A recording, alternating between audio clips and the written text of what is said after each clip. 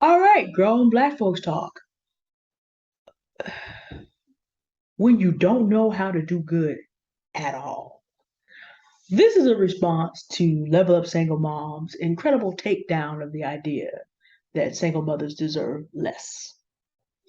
And that was a powerful video. I caught everything but the last 10 minutes because I had a class I had to teach. And as you see, different background today. I had a class I had to teach at 5 o'clock my time, 8 o'clock Eastern time. It was powerful in the way we were really able to break down what these ideas are that people, some black men and some black women just want to feel superior. So shout out to Vitamin McKee, Level Up Single Mom, and also to Themis of Thoth, because that was a response to his last two videos. So, when you do videos that respond, you ought to acknowledge everybody who's on the strand. Because this material, this idea did not come from me. So I wanted to respond to this video because I love the fact that Level Up Single Moms took down this idea and it talked about what it was. It's people basically trying to feel superior to others, not recognizing that the position that they're in is just as precarious. Every single mother wasn't at one time. And black women who look down on single mothers are just 2 inches away. Most of the ones, because here's the thing, that same immaturity that makes you want to find feeling superior can be played against you by any man who knows how, who also is playing the same game. But the thing is, I listened to this, and as I was listening to it, it dawned on me. The only people who go through the world constantly trying to be superior to one other person are the other people around them. The only men that sit around and try to find reasons for women to be inferior to them, in particular, are men who do not understand the power and the satisfaction of being a force for good in the world. They know nothing about that because if they did, they wouldn't need to play superiority games. If you think about it, racism is the reaction of a group of people that have no intention of doing anything good in the world. All they want to do is exploit the resources of other people for their own personal enjoyment and betterment. But in terms of doing good all the way around them, they know nothing about it. I did not say white people. I said racism. If you are a white person that subscribes to racism, yeah, that includes you. If you're not, it doesn't apply, so let it fly. But there are the men who constantly keep all these narratives going, just trying to rate women by, their age, their weight, how many children they may have, and spend all their time doing this. They don't know what it is to be a force for good around them. They don't know the joy and the satisfaction it is to be able to take any situation and make it better. You know, People look at these men talk about people like they are assets and liabilities. That's slaveholder talk. But again, the black men who follow this are following a system that enslaved them. And if you're a black man listening to this is particularly sad because if you actually have done your history, you will find out something. Black women in mass did not begin to be shipped into the 1800s, meaning that this rhetoric killed off black men almost exclusively from 1619 to around 1800. So you are adopting rhetoric that destroyed your forefathers all the way back. And now you think this is usable to use on black women. Problem is, we all can read. This is not going to come out the way you think it is. But then there are certain black women who also uphold the plantation lifestyle. But let me get to the second part of this. The men that I know and love and respect, they have a common theme to them. These are men that will come into a situation not in the hopes of being a predator, not in the hopes of taking advantage to build up their own broken ego. These are men that will come into the situation and look at how can I bring solutions? How can I make this better? How can this be better than when I found it? How can I be a force for good? And these men do not have any reason to play these games.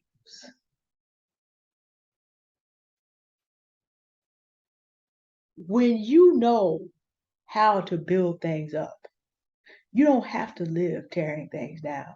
Now, I have a particular example in mind. I could talk about my father, my grandfathers. I have many times. But I have a celebrity in mind. And if you follow gospel music, like seriously follow gospel music over the last 40 years, you probably already know who he is. I'll leave his name out for right now. I'll tell you at the end. And I will have to put out his bona fides because I know the black women I have following me. Faithful husband and father to a wife with 5 children. It also needs to be noticed that until he became famous, he faithfully worked a blue collar job in factories and truck driving. Now, it was a bunch of years ago. He passed away last year at the age of 76. So that was a long time ago. But we will say for the record, he did not leave. He did not leave so that his wife had to go on food stamps. He just kept working, sometimes 2 jobs, and he sang on the weekends. But eventually somebody put his songs on the radio and boom, around age 60, he became a celebrity. I've met the man. This is what people remember about him. It's not just that he had this fantastic voice. It's not just that he has this absolutely amazing stage presence, could stand still in one spot and just tap his foot and sing and tear a church absolutely up. That wasn't it. The thing about it was, there was no situation that he ever came into that he could not make better. Humble and caring, and the world is literally, the Christian world is literally a better place even now. He's gone. But someone has made sure that if you go online and you put in Lee Williams in the spiritual QCs, he's still getting millions of views because this man faithfully handles the scripture. This man faithfully handles the music, and he faithfully handles the people that work with him because you can watch them and you can listen to those videos and you can hear their growth. But you got to consider this. He would have been 77 this year. So he's got 2 generations of young black men on that stage, all the way down to around my age or a little younger. And they are cohesive, they are productive. And then you get to the point where you see later videos as he's growing older, and some of the members who were there before him are growing older, and you realize something. This is not the 25 time per day killing crowd because they actually take care of each other. These men are able to express their emotions about what they've gone through. These men feel safe enough under his leadership to take care of one another. His predecessor got sick, had to leave the group as the lead singer, came back one day and got sick on stage. He covers this man, got up, sang. Meanwhile, the other members of the group just very quietly because men don't want to be embarrassed. So Mr. Williams is out there singing the church happy. If you have to like watch the video to realize, oh snap, the other lead singer basically fell out on stage. But you can't tell because they quietly go and look after each other. So these men are not toxic to each other. And as far as I know, all married, all have their children, as far as I've been able to. Because I kind of looked into this because this idea in my mind, like, if men can know how to be a force for good, they will affect generations of people. Then on another occasion, if I think the story is he had a stroke, but was able to come back and keep singing. And he finishes the song and actually sheds tears, but very few times that he shows that much emotion. Meanwhile, whole church breaking up, all his group, all those men around him are just crying and able to put their arms around each other and cry and comfort each other. And then when some of them are getting happy, because this is a Church of God in Christ situation, making sure that they don't trip over the cords and taking all the stuff out of people's hands and getting it out of the way so nobody gets hurt. So this man is able to take the next 2 generations of black men under him, and they are able to express their emotions in a positive way. They are able to tell stories on stage about how the Lord has helped them with things that they've really struggled with in their life. And to have a safe place to do this in a place where neither the women or the men near them are attacking them. In other words, peace on earth suddenly has broken out. Now, everybody knows situations where people go to church and then go out onto the parking lot and then act a fool. I have been to this man's concerts in person. Do you know that does not happen? I never saw that happen. Literally, this man was enough of a force for good so that temporarily, because of course, you can only do so much with a performance. But this man, it wasn't a performance. This was the life he lived. He wrote songs about people are dying all over the land. He wrote songs about things he saw on television, about shootings that were going on in the country. He sang songs about babies in countries that were starving to death, and about how those things hurt him, and what he did what he could about those things, and about how he asked God to help him be able to do certain things and recognize I'm not there, not because I'm so good, but it's because God has been so good to me, not because I'm better than anybody else. And so, having met the man and realized he fits in the classification of my dad and my grandfathers and my uncles and all the rest. But see, these are people, he lived a lot longer than he was supposed to, having those strokes and all the rest of it, because they had become such a force for good that it carried them as men. My dad is a lot older than anybody would have expected him to be, given his genetic background. My grandfather, who bought the house I'm sitting in, died of a massive heart attack, but probably should have died years before that, because the habits of doing good will carry a man further than he can go. Because all that goodness that he put out then comes back to him and holds him up. I've seen this a bunch of times. I've told y'all about Sergeant Love. Sergeant Love has made it to 80. The stuff that this man has gone through and all the rest, but he's looking after a relative of his. And he's frustrated because the younger men of the family are not stepping up. But he's doing everything he can, and that's allowing his other nieces and nephews to get involved. These are men who are looking to be a force for good. He's like, I'm going to have to retire from some of this because I need to write my book so I can minister to other people through the book after I'm gone. I'm like, you still trying to find a way to serve. The men of the manosphere don't know anything about this. They don't have any purpose in life but to, since they figure the best I'm going to be able to do is work for a certain amount of money and be used up by the man, or find a way through the streets to use up my fellow man instead of working for the white man. I just see women as something that I can consume the way I'm being consumed. I'm just going to pass that drama down. These men do not know how to build anything. They don't know how to build a proper relationship with themselves. They don't know how to build a proper relationship with their own family members. They don't know how to build a proper relationship with women or children. That's what's going on. They don't know anything about that at all. And they don't know the path to the very reverence and respect that they want is by humbling themselves enough to understand I need to learn how to deal with whatever's going on within me, and then learn how things are built and how things are cared for, and start to do that. That's what's happening. I realize it today, and it really hurt my soul because, like I said, I know building men, I admire men that build. And I have looked for bona fides. But again, that's a way to vet people. Because this is something you can't fake. This is something you can't fake. If you watch a man long enough, listen to his conversation long enough, as you deal with different situations in life, you will realize this. Because, like I said, Dr. Lee Williams was sitting up there talking about things he watched on television that disturbed him in the rest of the world. And I mean, he's going into details about the ones, I mean, he just like the things that bothered him that he wanted to look at and fix. We know because he left it. It's just like he didn't look at the world as, oh, yeah, well, I'm better than them and I'm better than them. No, it hurt him in ways that he wanted to. He had one song when he talking about people are dying. Oh, Lord, I told Lord, send me, I'll go. Just tell me what to say. Because this is someone who looked at the world as a place in which the suffering of others meant that there was a responsibility that he had. My dad, my grandfathers, my uncles, the men I respect in the community, the older black men, same thing. And that's also me. But if a man can look at anything around him, and you can just watch this, just spend 6 months with him and just talk about the world as it is and see what his attitude is about it. You can't fake this for long. You can't fake this for long.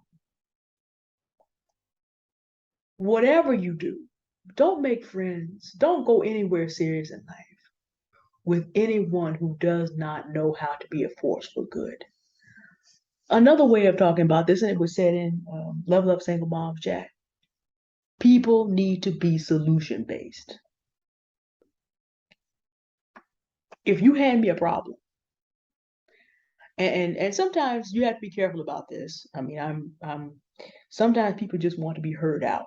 They don't necessarily. They actually, if you hear them out, can solve their own problems.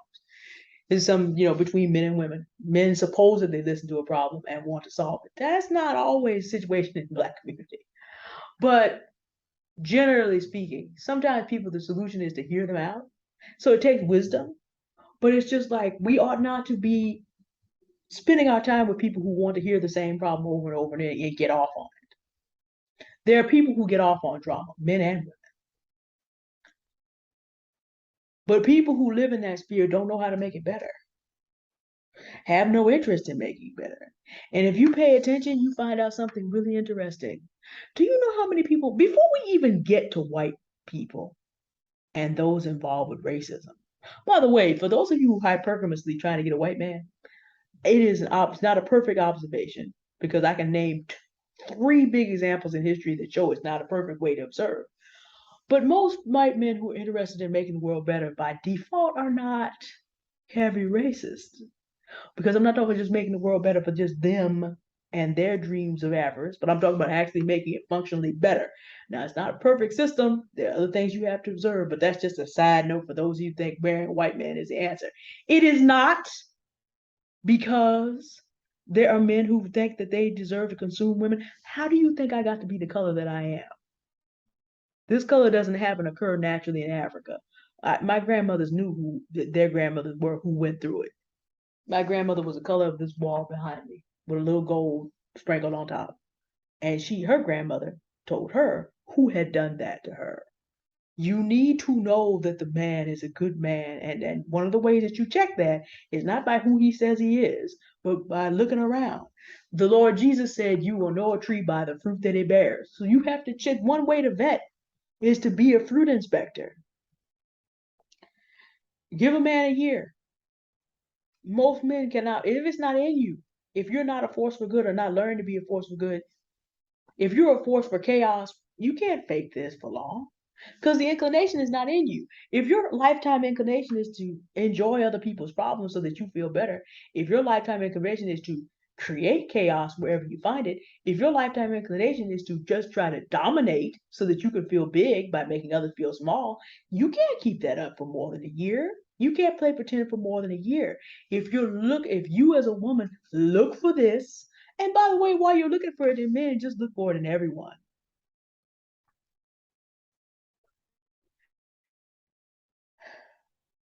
There are many people in the world who are forces for evil. Many. But it's one thing to be a force for evil, and then there's another thing to be such a force that you've forgotten what it is to do good, or you just never knew. And some of these manosphere gentlemen who are sitting up there trying to find every reason why they should be able to fornicate with a woman and leave her with a baby and an STD for free. They don't know how to build a family and relationship. At bottom, that's what's going on. They don't know how to live in such a way where they could be revered in their later years and practically worshipped after having earned all that. They don't know how to do any of that. They want to take a shortcut to the crown without going by the cross, to use a Christian analogy. Well, you know what? So does Satan.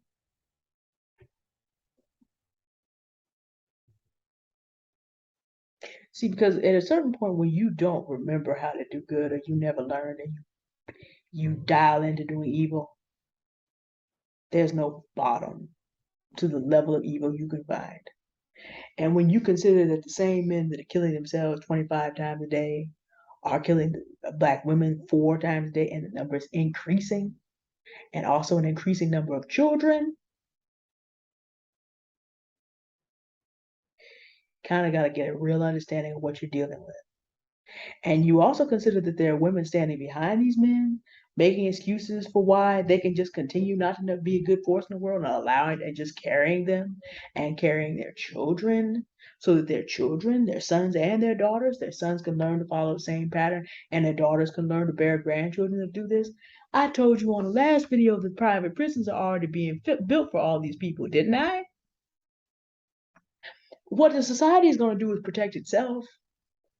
It's not doing a really good job. I can name a billionaire from South Africa who has between 4 and 9 kids that he's not taking care of.